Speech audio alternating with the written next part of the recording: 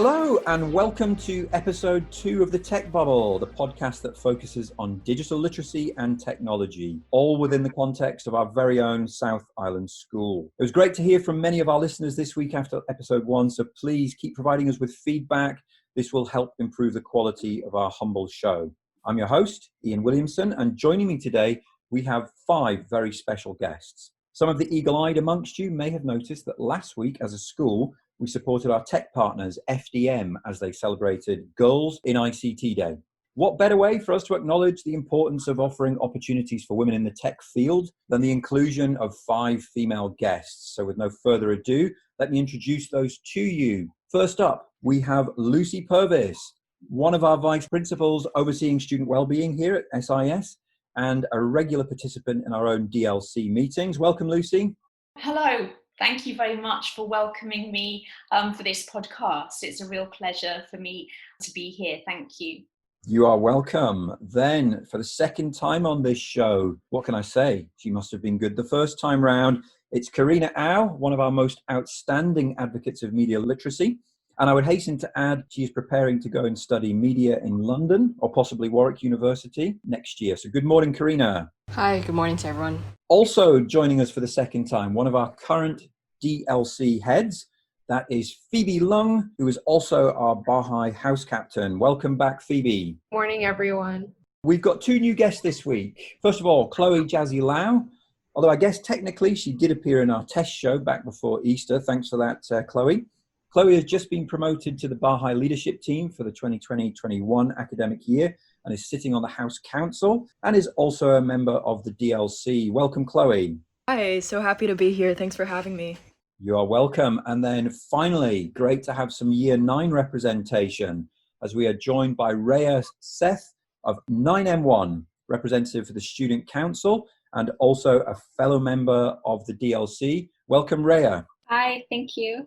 Okay, let me start by mentioning that for both Lucie and Karina, we had hoped to bring this discussion to you all live as part of Internet Safety Week after the screening of the film Like. But unfortunately, like so many other events, this was cancelled. So the film Like focuses on the use of social media by teenagers. We're hoping, by the way, that we will still be able to show you this film at some later date, but perhaps this is as good a place as any for us to begin our discussion today. So when we think about student well-being, which is obviously the focus of today's episode, and in particular the use of social media, do we feel that there are more negatives than positives, or indeed vice versa?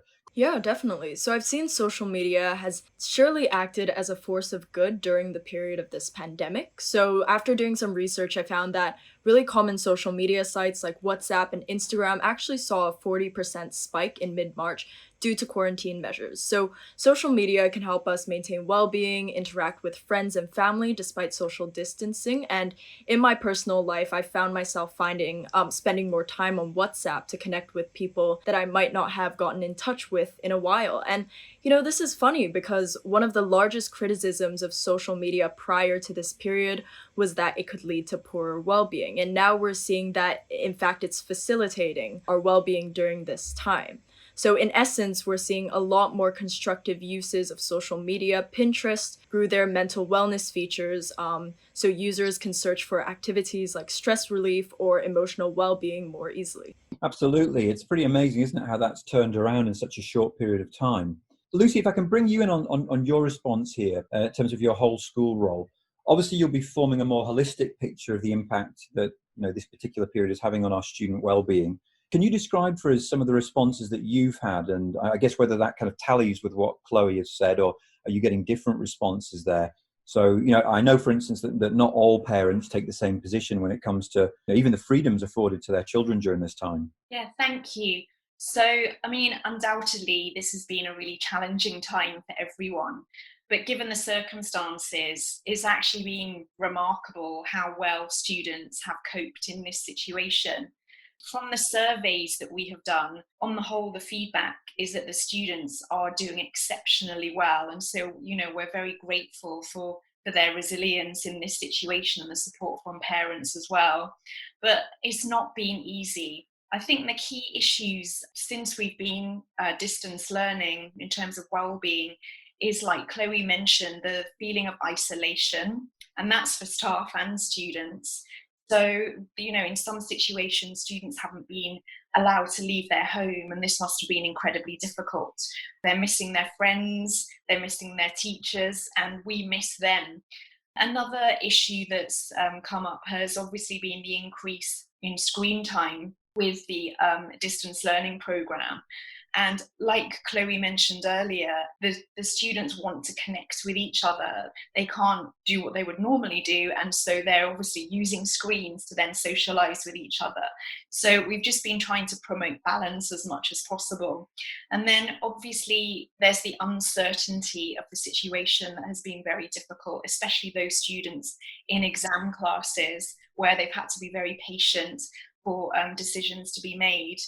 During this time, students want to stay connected, and we've run weekly wellbeing activities to try and help with this. But then technology is the answer in this particular situation. So I think, there are obvious benefits of social media at this time. Also, like you mentioned, Iain, during this period, students have had to become a lot more independent and more self-motivated. So there's been a whole spectrum of parent perspectives and experience. So some parents have been, feeding back to say, oh, the workload is too much, it's overwhelming. And then on the other end, people have said, oh, it's, there's not enough, can we have some more work? So we've really had to strike a balance here, and students have really had to kind of develop their self-management and self-control. So we hope that when they return, they will have stronger self-management skills. And as a community, we understand that this has been a real challenge for students, parents, and staff. And obviously, online learning can't replicate being in our school, in our lessons with each other.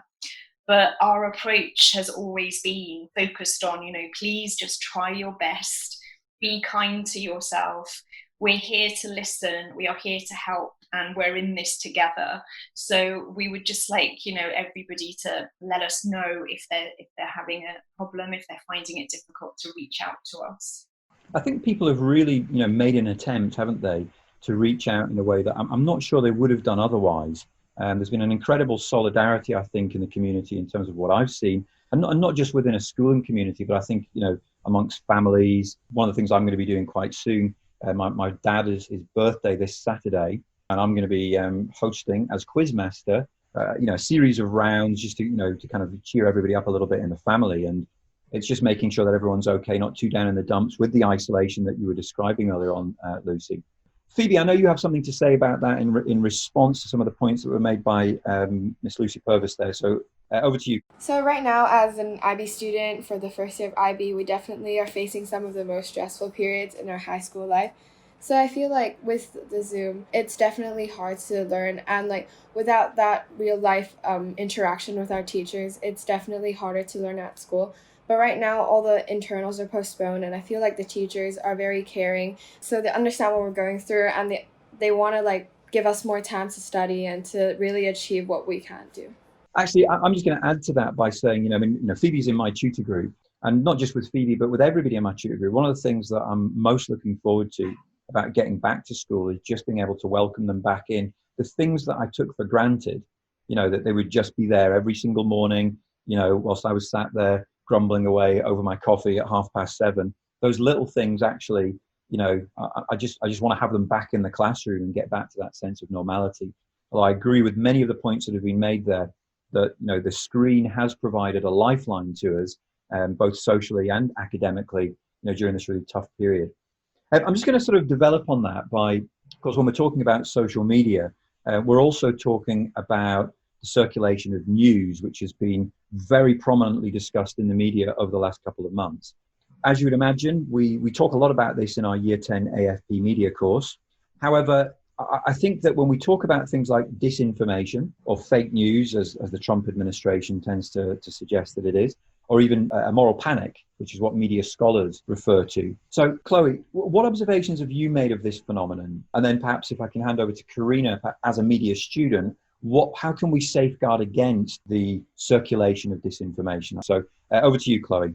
So I know a lot of people are aware of the fake news that is circulating around the internet right now. So there's a lot of misinformation about the pandemic. And I think a lot of these fake news sources are targeting audiences that are less conscious and do not question whether what they are reading is true. So they make these audience the victims, and what they do is they share the misinformation, and this causes widespread panic.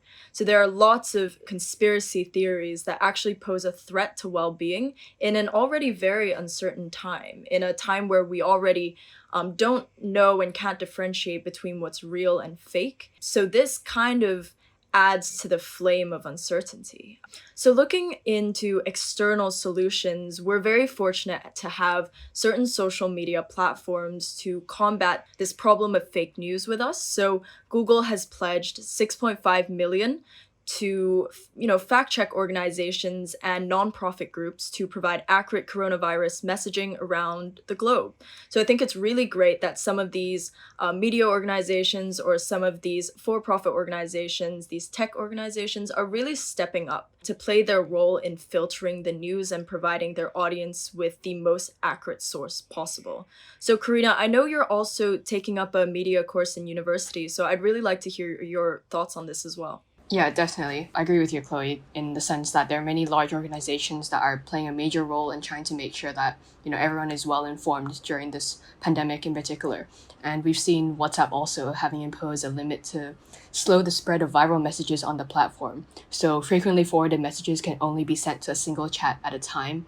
But I think a lot of us amongst here would agree that this may not be enough. And I think it's also important for us to take action ourselves and be prepared to navigate the sea of information that's available for us on the internet. So the kind of long-term solution to this would be media studies, as I'm sure Mr. Williamson, you could hop onto that later on, because we're able to gain media literacy skills to critically think about what we consume on the internet or just media in general through a variety of lenses, whether that be political or social, economical, institutional, you name it. Although I suppose this would be a conversation for perhaps a later podcast. In terms of providing general action points that we can take from this podcast, firstly, we could try to verify news sources as much as possible. So whether that be using Google's reverse image search, or consulting or following organizations like Snopes or AFP with their own kind of fact-checking mechanisms. And secondly, it would also be to be aware of the quality of news content that we're reading. And it's important to be able to distinguish between opinion and fact, as well as the use of hyperbole in specific news stories. And also, when you see spelling or grammatical errors, it's often a way in which these news organizations tries to make you feel a certain way, and that's also something that you should be aware of.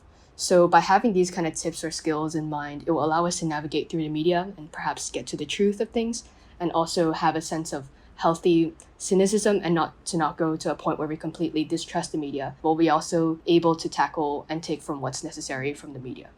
Yeah, and I just really wanted to add very quickly, the audience members, whoever is listening to this, please read beyond the title. Even credible news sources will sometimes use sensationalized or attention-grabbing titles to engage their audience, but make sure to understand the full context of the title before you do any mass sharing to your friends or family. And lastly, as a point for actionable steps, when in doubt, always visit these following sources: the World Health Organization, the Center for Health Protection in Hong Kong, and the BBC Coronavirus Global Update podcast for a daily roundup on the progression of the coronavirus as a whole.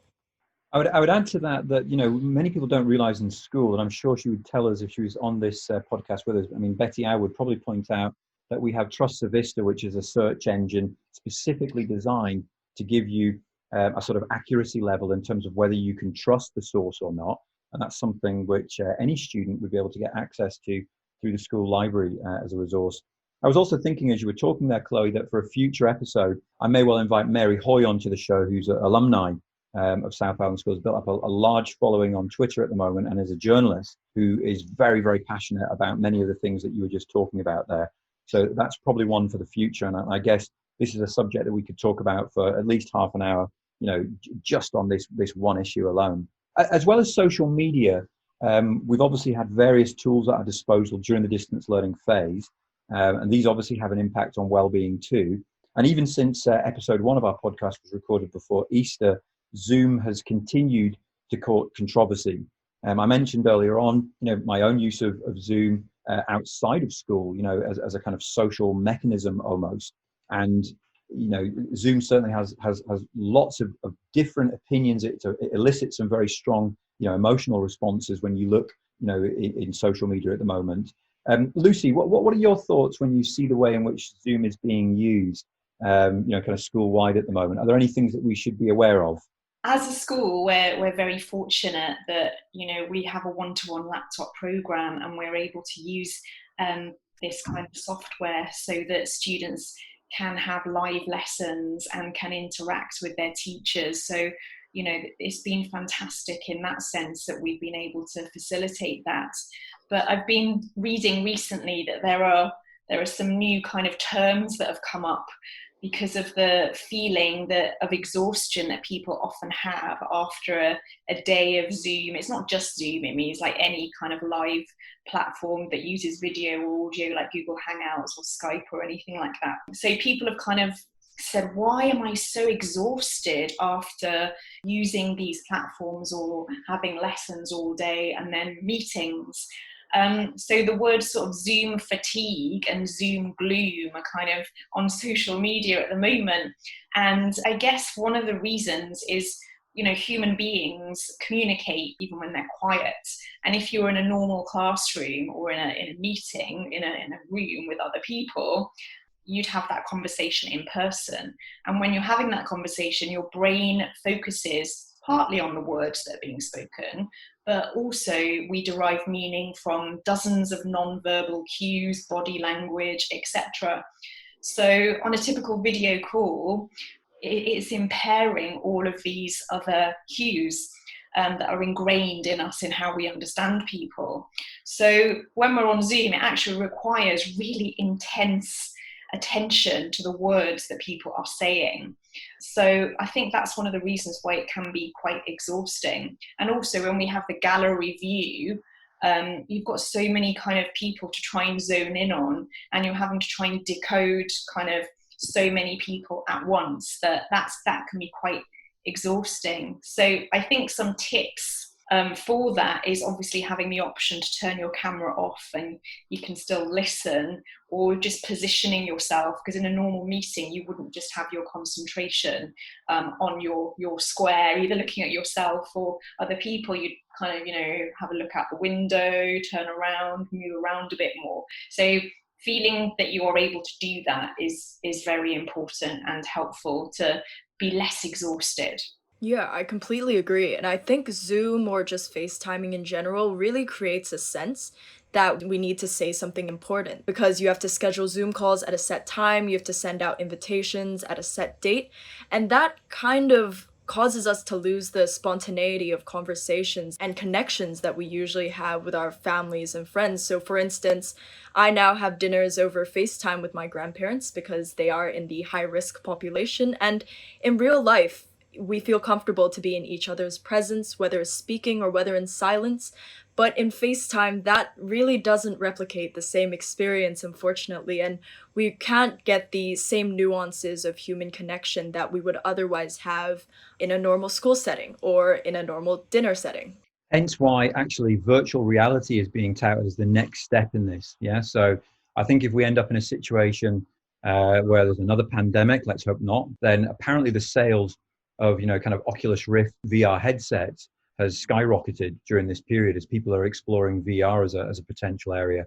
So Reiya, first of all, great to have you on the show and to have a little bit of representation from the lower school groups. Reiya, if I can just gauge your thoughts, not just on Zoom, but how have the last few months been for the students in your year group? If you can just give us a flavour of that. Well, in year 9, we obviously don't have to study for exams or important tests, so there's a significantly less amount of stress compared to older years. And this is really evident in our Zoom meetings. So for example, in my InStock lesson, we have 5 minutes before the lesson to just relax and talk to people. And some of my peers are having conversations on the Zoom, and someone else can join in, and sometimes the teacher joins in as well. So it's a very relaxed environment that I've learned that would have been much more tense at school. So Zoom has actually caused my class to be more relaxed and actually be more social with each other and bring some students out of their shell, which is a really good thing. And hopefully we can continue it when we go back to school. That's fantastic, isn't it? And actually, as your media teacher, just listening to you there, it's made me think that maybe I should be offering 5 minutes social time at the beginning of lessons as well, just to give you guys a chance to catch up with one another. So thanks for the tip, Reiya. Very interesting. Phoebe, can I bring you in as well? Obviously, you're looking at a very different context in your role, not just in the DLC, but also in the Baha'i leadership team. So, what have been some of the responses in terms of that pastoral role that you play in terms of supporting well-being? So we know that this is definitely a tough period and some people might feel isolated. So right now, the Baha'i Head team, we're trying to implement a Baha'i in the community project. So we're using technology to promote their well-being. And firstly, we're planning to do a Kahoot next week during Friday tutor time to bring out that competitiveness in fellow Baha'i younger students. And also we're going to host several online competitions through Instagram. So this house system is definitely a significant part of our school. And a lot of students feel the sense of belonging from this house system, especially in year 7s to year 9s. They need to assimilate into their environment. And through this house system, they can have a greater sense of their family. So and this sense of belonging. So even despite despite the pandemic, we want to ensure their well-being by hosting these online activities.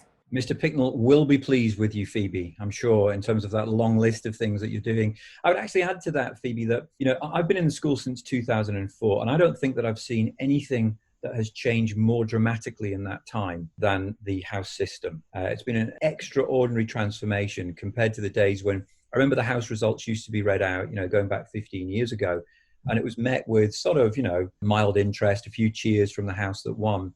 Whereas, the atmosphere that's built up, by people like Miss Bosson when the results are being read out now is absolutely electric in the hall. So I think that's down to the student involvement in that process. Years ago we used to talk about something called student voice. Now it's there for real. If I can change track at this stage and cast our minds back to a time long, long ago when we actually used to attend school, that big building that's up there on Nam Fung Road with the green colours and everything. Back in term 3 of last year, the DLC was involved in drafting the zonal tech recommendations, which we've piloted now for the best part of a year. Now, I hasten to add, dear listeners here, that this is not policy. That needs to come from the ESF itself, but rather was a set of guidelines or recommendations for student well-being. And I guess it's not been without controversy, and it has some grey areas. As I found out to my cost one day when I remember I was in the canteen, there were some students in there who were revising for an exam, and I was trying to get them off their digital devices. And not surprised they didn't want to get off their digital devices with a maths exam coming up in half an hour or so. So my apologies to those students. Karina, you were head of the DLC when this was implemented, and you even created a promotional video at the time. So, how successful do you think the recommendations have been this year in terms of looking after the well-being of our students, which was what it was all about in the first place? So given that it's been pretty much a year since the recommendations have been introduced or drafted, I think it's fair to say that there's been a good amount of success that we've seen after we've introduced the recommendations. So firstly, at least from the perspective of the DLC, we've been able to address the debate between parents, teachers, and students regarding the use of technology at SIS. So throughout the PTA events that we've hosted or been part of, we've seen that some parents have felt quite strongly about the use of technology, or the more liberal use of technology at SIS, if you will. And in school, we've also heard about students who are banned from gaming in specific areas around school. And also putting all of these together, I think that we've been quite successful in introducing something that aligns with the DLC philosophy in terms of using technology in an appropriate manner. And I think secondly, the school community has also grown to be a lot more aware of these health and safety issues, and whether it be, accidentally knocking water onto a laptop, and also walking on the stairs with digital devices as well. And I think as a whole, the school community has grown to be aware of the importance of positive social interaction during breaks and lunches. And I think this is especially true for the younger years, especially having worked with the prefects and hearing their feedback on this. And I think just looking at the areas of development for the zonal tech recommendations, it would be good to work on encouraging this kind of self-initiated behavior with groups within the upper school as well. As although I do understand that they often talk about having work to do, or they feel as though these recommendations only apply to the younger years, I think this is something that we can also work on in the future. And just as a final note, I think it will be interesting to see what will happen after the pandemic and when we return back to school, as I'm sure a lot of students and teachers would definitely cherish, especially now, being able to interact with people in person, having spent months in front of a laptop every day.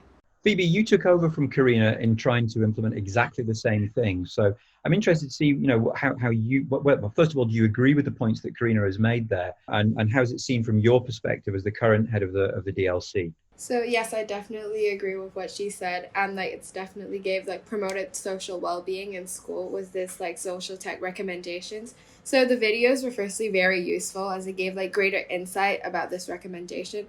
But like from the DLC's job this year is about maintaining the recommendations. So right now, as like a shadow prefect last year, I've still seen like some year 7s definitely still on their phones, and we still have to constantly remind them that it's a recommendation and we want you to like interact with each other instead of staying on their phones. But obviously we'd see some like people studying for their tests, and I guess that's like impossible to avoid. But I agree with that, Phoebe, and I would add to that I think in those situations we do need to back off, and we need to, I think if Sam Bonnekamp was as part of this podcast, he would talk about those grey areas that we discussed, and I don't think he's just talking about my hair. I think we do need to make sure that students understand that this is not something that we are trying to enforce. This is something where we want to work with students. It's a well-being issue at the end of the day. Lucie, what do you think we've still got a long way to go with this? I mean, do you think we've had successes this year? Where do you think we've reached with the recommendations? Yeah, I think the most important thing that's been achieved is just raising people's awareness, and just I hope that it's made people sort of tune into how they behave in general and how attached they are to their phone or their device. And I think having it as a recommendation to start with has been positive.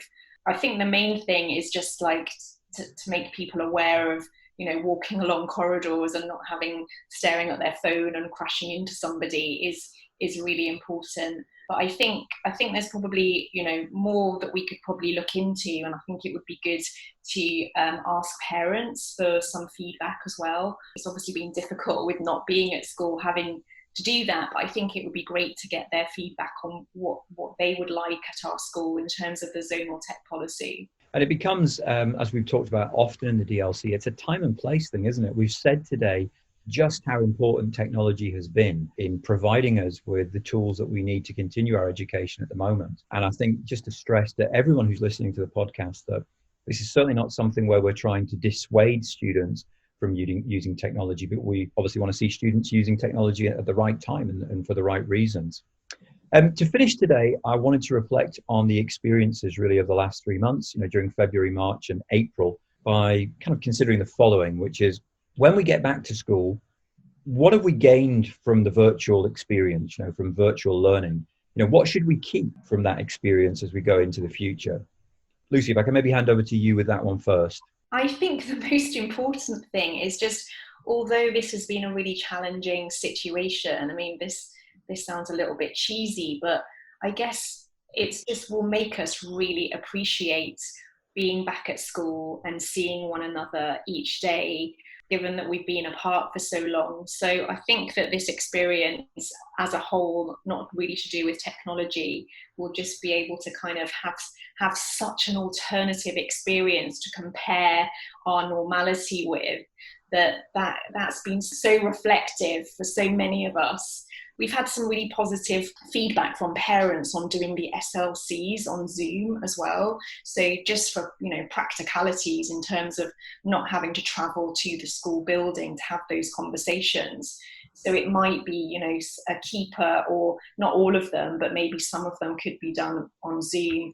And I just think in lessons, I've noted that some students have kind of responded really positively to being online, and whereas they might be very quiet and unwilling to kind of speak up a lot in lessons, they've done more of this in an online setting. So I guess trying to bring some of that into our classrooms that would work for all students would be fantastic. Yeah, I would certainly agree with you on the SLCs on Zoom, which have been, I think, a lot of the teachers have been very positive about. Karina, what are your thoughts? Yeah, I definitely think it would be great to take from this in a sense that perhaps we could consider having a virtual curriculum for senior students, or in particular exam students during pressure points, as this will allow students to have more flexibility in terms of their revision and perhaps provide them with more rest time during these times of pressure, for instance. And I think a virtual curriculum aside, we can also consider using Zoom or just having these kind of virtual sessions for teachers or students within themselves to run revision sessions or just study sessions, perhaps during study leave. So that could be another viable option in the future. And of course, we've created a lot of resources now, haven't we? Even when students are off, absent, they're unwell or whatever, we've got lots of resources now that have been created that can be sent through as, perhaps even video recordings or whatever. Chloe, what are your thoughts? I completely agree with Karina's point, and especially in my year 11 classes, now that GCSEs are cancelled, a lot of people have been, as Reiya mentioned previously, stepping out of their shell, being more comfortable to answer questions in class, because there's just that feeling of less judgment, because most people in our class do have their cameras off. So this creates less resistance when people are deciding whether they should answer this question or not, because it's easy to see in real life when a point falls flat. You can see the reactions of everyone around you, but in a digital setting on Zoom, for example, that is quite difficult. So what we can take away from this is teach in smaller groups or perhaps run workshops, and this will allow people to really perk up with new perspectives and ideas. Speaking of Reiya, what are your thoughts on this one? So with online learning, we no longer have bells or teachers to tell us when it's time to go to a lesson. And because of this, I found that my peers and I have actually taken more responsibility for our schedules and for our own learning. And I personally have noticed that my time management skills have developed a lot since online learning. So in a way, online learning was that kind of push students needed to develop their responsibility and independence. And we will hopefully be able to bring that back with us when we go back to school. Thanks, Reiya. Phoebe? I totally agree with Reiya. As for IB right now, we have to come up with our own study schedules. And I believe all my friends would agree with me and say that right now, online learning has really given us an opportunity to reflect on how we use time after school and how we should plan our study in hand.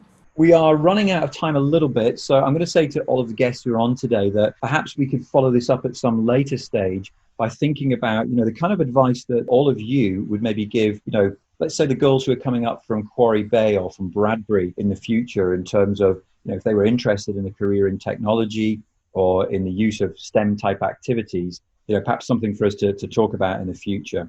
That is just about all we have time for today. I'd like to thank my 5 guests. Episode 3 is going to be coming soon and will focus on the relationship between technology and the classroom and will contain Carolyn Andrews and Larissa Curran, 2 of our teachers here at South Island, as well as some representation from Bradbury and Quarry Bay School, both of whom I've mentioned a few times today. For those of you listening to this podcast, and if you're thinking, I'm just hearing about the DLC for the first time, or, if you're in years 7, 8 or 9, we would love to hear your thoughts, get you involved if possible. If any of you have any thoughts, questions or feedback, then please do write to DigiLeaders, that's DIGILEADERS at webmail.sis.edu.hk.